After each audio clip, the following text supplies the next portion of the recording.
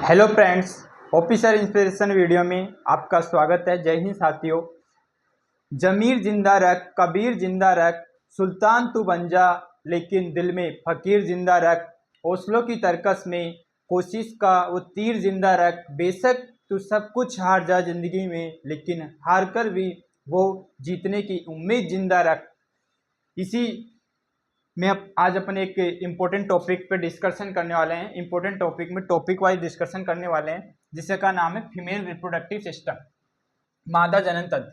इसमें मादा जनन तंत्र में सबसे पहले अपन एक इम्पोर्टेंट टॉपिक में जैसे अंडाशय है, इसमें अंडाशय का इम्पोर्टेंट पार्ट, ये मादा जनन तंत्र में अंडाशय सबसे इम्पोर्टेंट पार्ट है।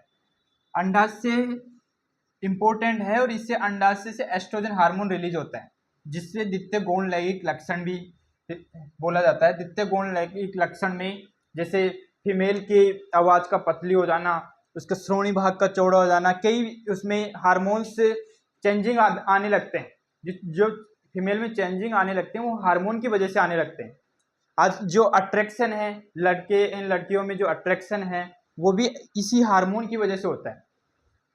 तो जो अट्रैक्शन है, आकर्षण है, कोई आप लड़की लड़के को बोल दे कि आप बहुत हैंडसम है, तो वो उससे उसके प्रति अट्रैक्शन हो जाएगा। लड़की यदि थोड़ा सा ऐसे कर दे तो लड़का अट्रैक्शन हो जाएगा। तो वो क्या है? अट्रैक्शन है। तो वो अट्रैक्शन किसकी वजह से होता है? हार्मोन की वजह से। और वो हार्मोन कौन सा है? एस्ट्रोजन हार्मोन, उसकी वजह से। तो आप देख सकते हैं इसमें जैसे अंडाशय ये देख लिया, यहाँ से ये फैलोपियन ट्यूब है, फैलोपियन नलिका है, और इससे ये जो इसे गर्भाशय बोला जाता है। यहाँ पे ये गर्भाशय है और यहाँ पे ये ग्रीवा है और ये योनि मार्ग है। तो यहाँ से आपको ये ध्यान में होना चाहिए कि इससे एक टॉपिक बनता है, जैसे क्वेश्चन बन जाता है, निषेचन किसे कहते हैं? निषेचन उसे कहते हैं नर तथा मादा युग्मक का मिलने से जो युग्मनज बनता है। नर तथा मादा युग्मक से मिलने से जो युग्मनज बनता है उसे निषेचन कहा जाता है। तो निषेचन कैसे? ये जैसे स्पर्म है, स्पर्म का मतलब यहाँ पे शुक्राणु से है। स्पर्म शुक्राणु जब मादा में एंट्री लेंगे, तब जाके मादा के अंडाशय से क्या रिलीज होंगे? अंडाणु रिलीज होंगे, और ये स्पर्म उससे मिलेंगे, तब जाके वो निषेचन कहलाता है। तो ये स्पर्म में भी क्या होता है? स्पर्म में आपको ये पता होना चाहिए, कई बार ऐसी सिचुएशन होती है कि कई बार महिला को ही दोषी बता दिया जाता है कि महिला बच्चे नहीं हो पा रहे हैं, इसी कारण से महिला को दोषी बता दिया जाता है। तो ये दोषी इसलिए महिला की ही प्रॉपर प्रॉब्लम नहीं होती है, दोनों की प्रॉब्लम होती है। जैसे पुरुष के स्पर्म में भी कमी हो सकती है, दोनों के स्पर्म, दोनों से ही कमी होती है, एक पे नहीं होती डिपेंड।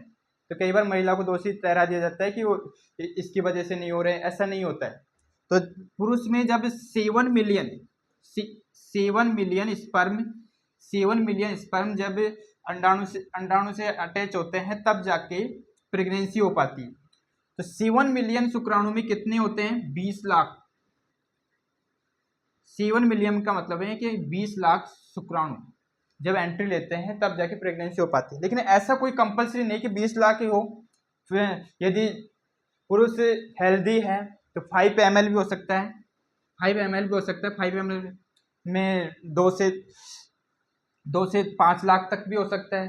तो ऐसा कोई कंपलसरी नहीं, लेकिन बताया गया कि 7 मिलियन में 20 लाख शुक्राणु होते हैं, ये एक साथ एंट्री लेते हैं। तो उनमें से एक शुक्राणु ऐसा होता है, एक स्पर्म ऐसा होता है, जो मादा के अंडाशय से रिलीज होने वाले अंडाणु से अंडाणु में प्रवेश कर जाता है, अंडाशय में प्रवेश कर जाता है, तब जाके ये प्रेगनेंसी हो पाती है।